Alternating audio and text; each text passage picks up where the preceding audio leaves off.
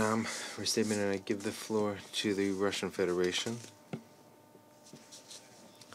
Thank you, President.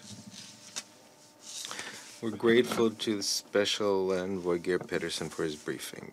We listened carefully to the briefing of Undersecretary General Mark Lowcock, the actions of the humanitarian asset of the Security Council that requested to invite Mark Lowcock at the last minute surprise us, but for us, your motivations are clear, and we've stated that more than once. This month, we've already discussed the humanitarian issues twice, and in the program of the Security Council, we have a monthly briefing on the humanitarian aspects of the situation in Syria on the 27th of February.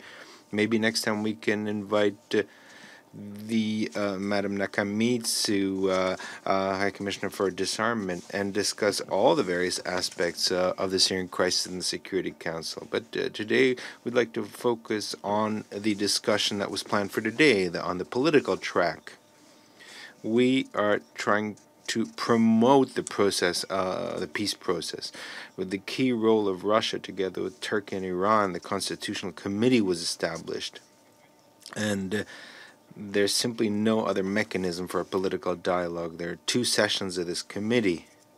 Today, the Special Envoy and his team are working on convening a third meeting and are in constant contact with the Syrian sides. With these purposes, the Special Envoy and then his deputy recently visited Damascus. We believe that this approach is the right one, where, first of all, these sides agree on an agenda for a meeting to ensure that there's discussion on concrete issues. Of course, we'd all like to see progress on the political track, but to push through or impose ready-made solutions would violate the principle on which we all agreed, and that is that the future of Syria should be decided on by the Syrian people. We will also seek to encourage all Syrians to be constructive.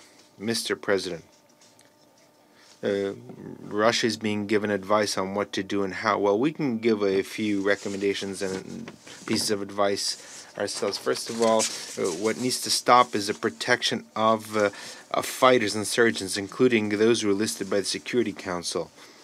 Recently, we once again heard a statement from James Jeffrey that it seems like it's possible to reach an agreement with Hayat al-Shar. Well, to provide political cover to terrorists and to force the Syrian government to engage in negotiations with them will not be possible. The Ministry of Defense of Russia states that in many of the stockpiles of weapons, Syrians have converted many schools and hospitals into defense positions, and many of their stockpiles have Western-made weapons. It's important to stop supplying terrorists with fighters, with weapons. And by the way, when armed regiments were marching on Damascus, I don't recall Western members of the Security Council asking for meetings to discuss this matter. Although we have already seen that some of our colleagues draw a strict distinction between the right Syrians and those who support the legitimate government. We've already heard all the rhetorical flourishes that we heard today more than once. You are taking advantage of the suffering of the civilian population and speak of a long-term peace solution every time when terrorists who you're protecting are in danger. Well, what can we say about this?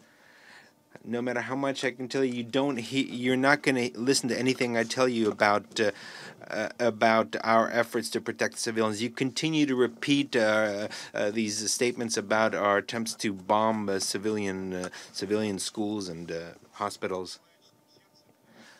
Of course, everyone who's human, who has a heart, will of course react to these kinds of statements. It's a ploy that is 100% guaranteed. Who's going to try to understand whether it's true or not? Last time we said in detail, we talked in detail about the efforts of our military to protect civilians and to respect international humanitarian law. Maybe our British colleague missed this, but I just wanted to remind her of something else that we discussed. Objectively speaking, the amount of destruction of civilian targets as a result of terrorist activity by Syrian forces in Idlib is many times less than what we saw during the actions of the so-called international coalition in Raqqa and other cities, who were the targets of merciless bombing as part of the fight against terrorists. And we regret the death of the employees of Oxfam that we heard about today in the south of Syria. They were attacked by an armed group, and this simply confirms the need to fight armed groups and to restore government control over the entire territory of the country. Now, our next appeal to all those who have an influence on Syria to stop shelling the civilian population and stop provocations against the Syrian forces. Well, over the past day, there were 29 such attacks in Lataka and other areas. It's impossible to achieve a lasting and stable ceasefire if we don't stop this. As we were told, humanitarian law applies to all types of conflicts. This is why we ask you to put influence on the terrorists to stop using the civilians as a human shield and to allow civilians to leave through humanitarian corridors and to stop executing those who demonstrated or who protest. And by the way, for those who are forgetting that humanitarian corridors are functioning, just on the 17th of February, through some 170 people left through each of 3 humanitarian corridors. Thirdly, it's important to start efforts on the post-conflict reconstruction of the country today. Our colleagues will even hold a separate area formula meeting on this topic. How is this related to the fact that the sanctions you've imposed are hindering the restoration of schools, hospitals, and civilian infrastructure? Our colleagues, those who are holding the area formula meetings, are simply strengthening the sanctions regime as was done on the 17th of February against Syrian companies that are taking part in post-conflict reconstruction. How is this related to your concern for Syrians? Mr. President, the Russian Federation, as other members of the Council, expresses its concern with regard to the condition of tens of thousands of IDPs who have found themselves outside of camps. A solution should be the top priority of the humanitarian community, especially given the winter period and the high number of vulnerable individuals. Now, the humanitarian agencies have the resources for this. Donors have spared no effort in providing financing for those who find themselves in regions that are not under government control. Furthermore, we have to note that these kinds of problems have to be forecasted and to make sure that people don't find themselves without shelter during winter. Once again, people are trying to hype this up. We know these techniques very well. Let's recall last month, mechanism of cross-border assistance. You all remember how everyone criticized us the closure of the Yarubi cross-border closing, and we were asked to work with the Syrian side to find alternative ways of delivery of humanitarian assistance. We were told that this was extremely urgent, that the medication was going to end. And OCHA, for some reason, did not inform the Council and the public at large about the further development of this issue. We'll tell you now. The Syrian side responded to the request of the UN for an alternate itinerary 1 day after it received the request.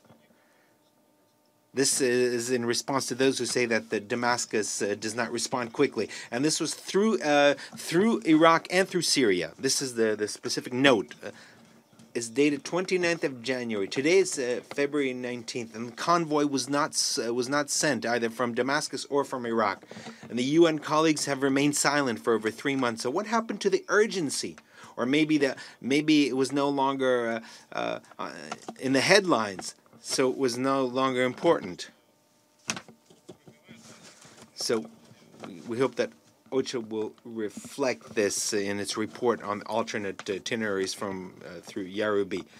Now, obviously, if the oil fields would return to government control, this would also be significantly would improve the situation. If our colleagues were really worried about control of oil fields by terrorists, they would seek to reach an agreement with the government. There are also issues with refugee camps and the visit by officials to territories that are not under control of the Syrian government. How can they visit these territories if terrorists are operating in these regions? Mr. President, I would also like to note that on the eastern side of Euphrates, there's a growing danger of fighters that have fled prisons, including foreign terrorist fighters. They have spread out all over the region, and we'd like to express our extreme concern about these developments.